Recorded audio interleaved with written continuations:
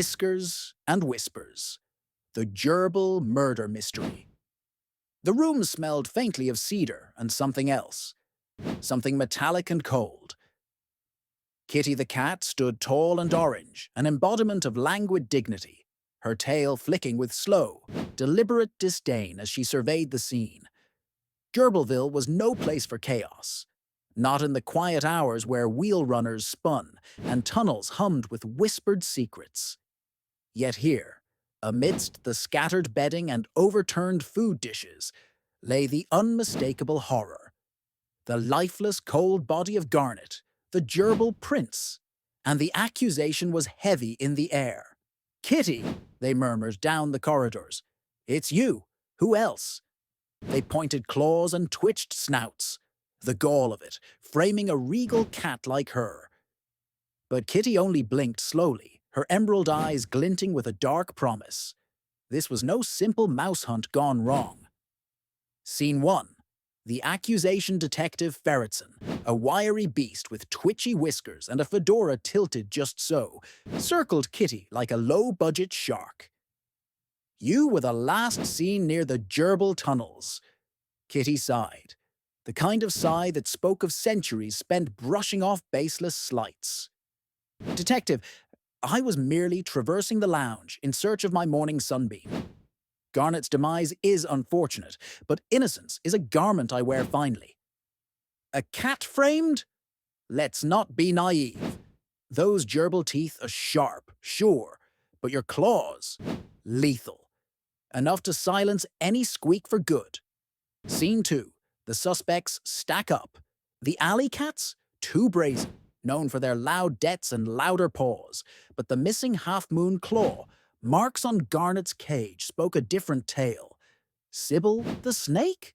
Stirred up tensions like a coil ready to strike, but too elegant to shed scales so carelessly. Basil the badger. Heavy paws could do the deed, but his alibi held, nestled in a burrow of brambles with a badgerberry hangover.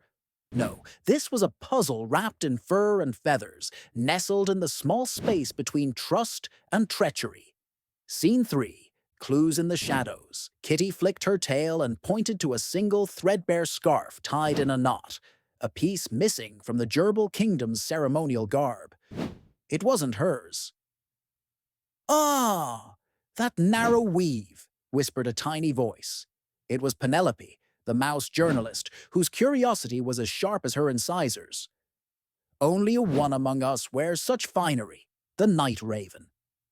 The night raven, swift, elusive, a collector of secrets and silks.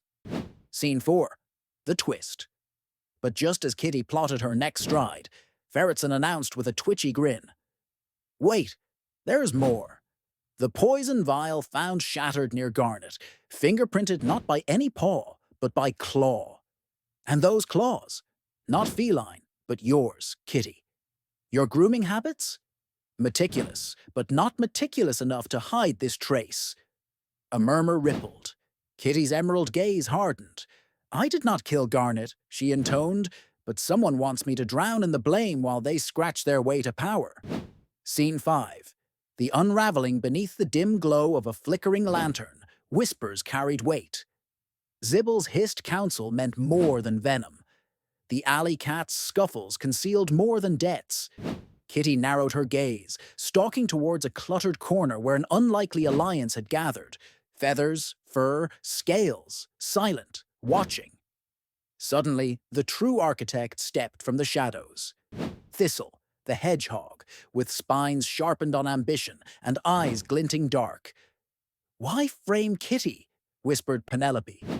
"Because only when the Queen of Cats is fallen can the rodent throne be seized," Thistle smirked.